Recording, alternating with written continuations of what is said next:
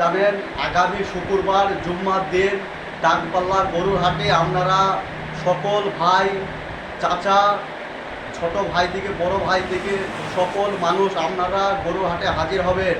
আগামী শুক্রবার জুম্মার দিন বৈকাল 3টের সময় গরুর হাটে আসবেন। আপনারা জানেন আগামী এই যে লোকসভা, রাজ্যসভা ওয়াকফ বিল পাস করেছে, যেসব সম্পত্তি মসজিদ বাঁচাও, কবরস্থানা বাঁচাও, আমাদের সব বাঁচাতে হবে। সকল মানুষকে আমাদের এক জায়গায় হতে হবে।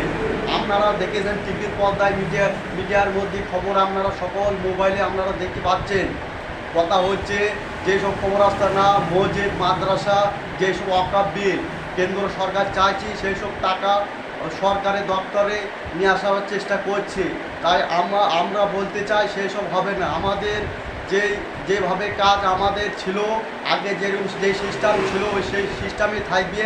তাই আমি মোদী সরকারকে বলতে চাই, প্রধানমন্ত্রীকে বলতে চাই, আপনি যে একটু কাজটা করছেন খুব খারাপ করছেন।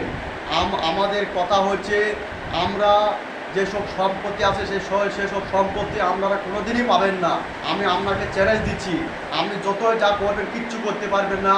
সকল মুসলিম আপনারা জাগার টাইম এসেছে, আমরা জাগেন।